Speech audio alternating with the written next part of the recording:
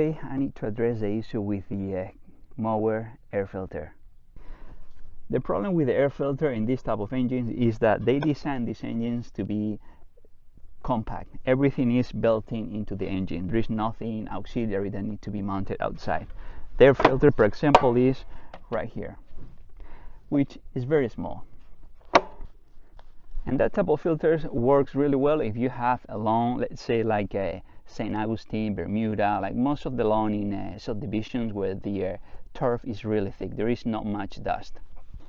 In more heavy duty applications like my ranch, I mean, everything looks like green, but if you look from the top, actually you can see there is a lot of dirt.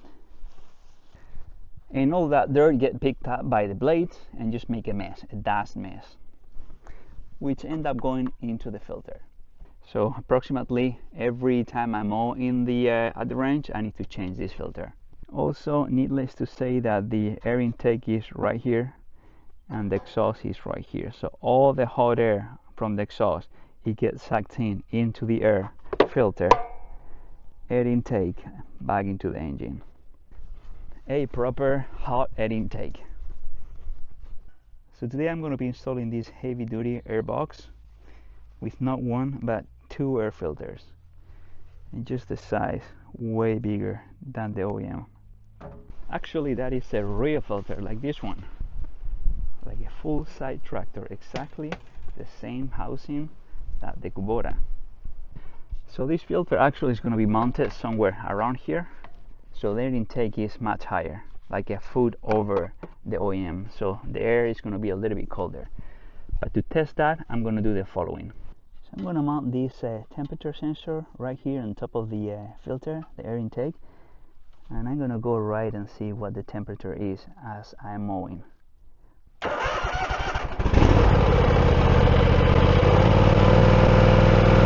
yeah, it's taking pretty hot air.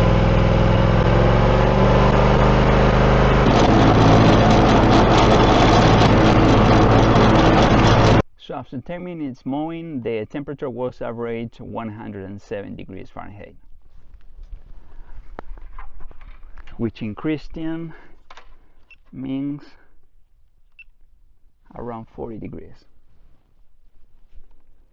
So the installation is pretty straightforward. First I'm going to start removing this plastic cover, keeping the bolts.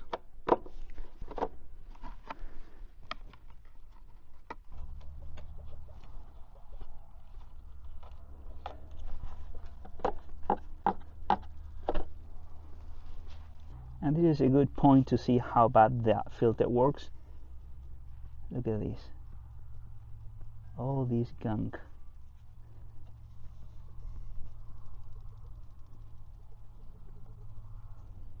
This is all going inside the engine. Clean rag. Brake cleaner.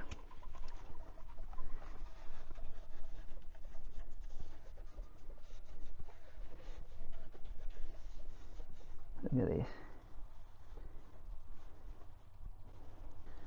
And this also has a lot to do with this hose right here. This is the crankcase vent hose that it vents back into the air intake. I need to find out a way how to reroute that hose somewhere else, maybe CAT scan or something like that. So definitely I'm going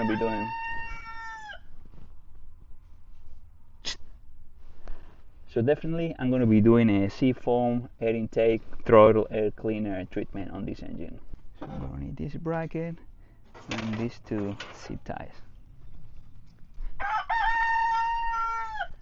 Japanese engine assembled in the USA. Now instead of using this bracket and mounted in the hole where the previous lid was, the cover, what I'm going to do is I'm going to install it right here. So this one is going to be, this filter is going to be a little bit more moved forward, so it's not going to be interfering with this this part right here. So this is what I'm going to do. I'm going to use this bracket that I'm going to bolt onto this beam from underneath here using rib nut. Right now I'm just using these clamps, and then This is the way the filter will look once installed. The only modification I have to do is just cut a little bit piece of rubber here, so this intake hose actually move a little bit forward.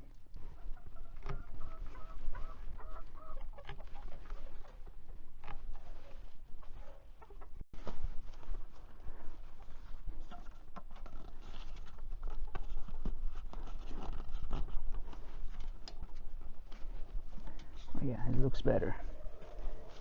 Perfecto. Ideally, you should have this port down here at the bottom. This is in case the air box will get some water. It will drain through the lower point. I'm not anticipating getting this mower anywhere close to water, so I'm not worried about that. So let me show you how much I will trust a filter like this one. I don't know if you can see all the dust inside here.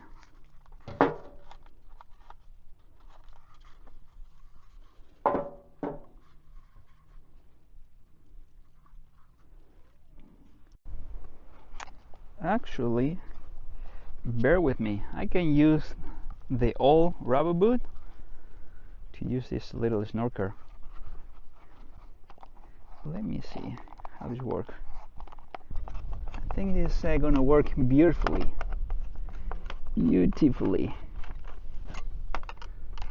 Actually, as you can see, I've done a few changes to the original installation. So instead of having the bracket in the front, it goes in the back. The only difference is like advantage, you don't see the bracket, it looks cleaner. But now in that case, the intake is pointing to the front, not from the back. But I was able to use the original boot that was installed here at the beginning with a 90-degree bend, and it's looking pretty sharp. I think this is gonna be the way that it's gonna stay. Regarding this cup right here, I thought it was kind of like an air pre-cleaner, like the one that I have in the tractor, and not like this one where the air gets sucked in from the bottom, spin around, and the bigger particles will, by centrifugal force, will push out to the outside of the filter and then being collected in this cup. This is just a regular cup. The air goes in upwards and then into the tube down. There is no spinning inside. So before I connect this boot on the intake, I'm gonna clean the air intake. This is the Seafoam Top Engine Cleaner and Lube.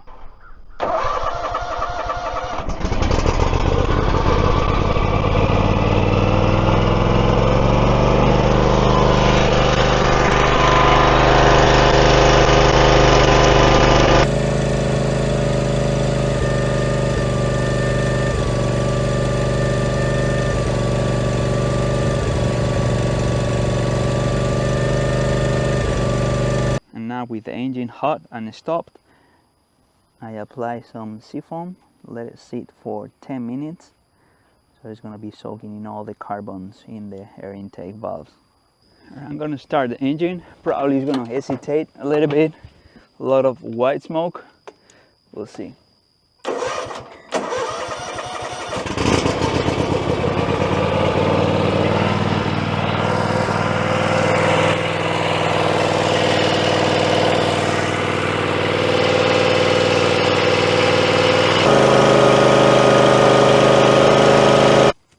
Time to install the boot back on,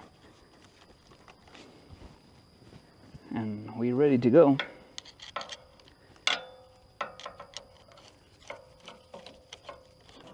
So in order to attach this bracket to this cross member, I'm going to use rib nuts. So I'm going to mark where the holes are going to go, and I think it's going to be pretty clean installation.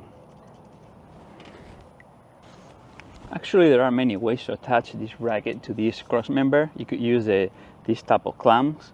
You can weld it, but I think rib nut will look pretty clean.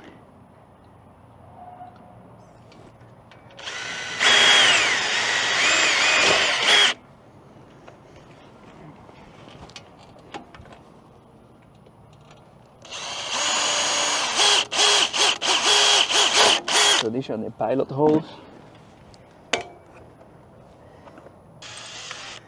And now the big boy. This is gonna be M8 rib nuts. One.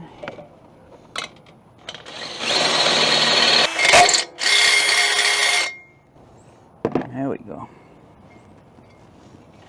So the hole for the rib nut was 11 millimeters.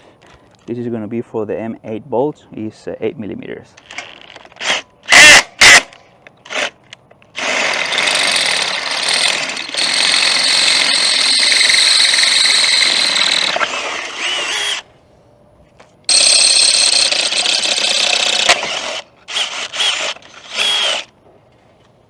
And this is the M8 rib nut, which has an outside diameter, as I said, of 11 millimeters.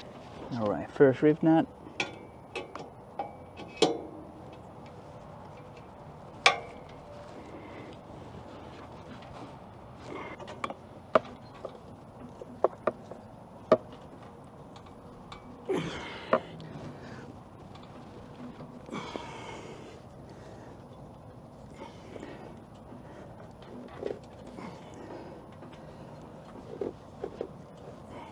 All right, this is as far as it goes. And now I undo this bolt.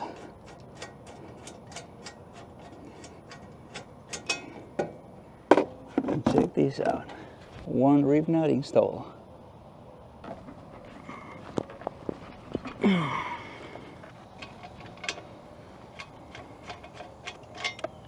Done. So if everything went well, this should work. Good. And good.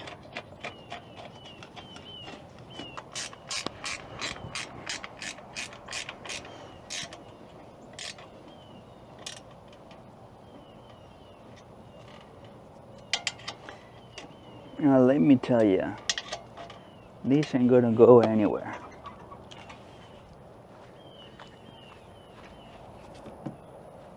I think rib nut is the way to go. Looks pretty clean. Look at this, like OEM. And this is a tool that I'm using to install the rib nut. I'm gonna put a link in the description. All right, let's put the filter in. Filter number 1 and filter number 2.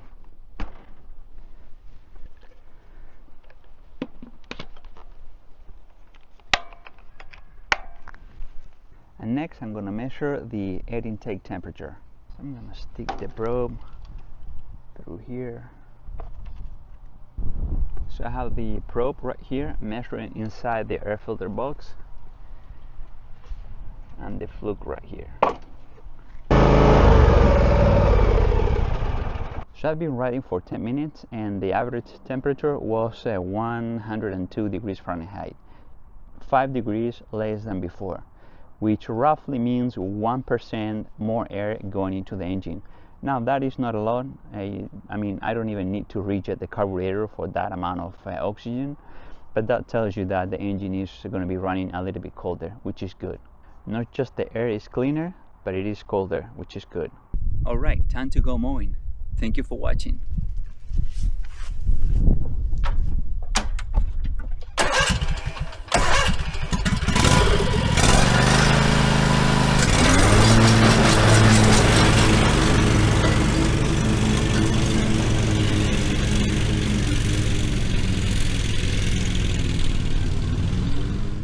So a rib nut is a pretty cool thing. It's like a rivet with a thread inside.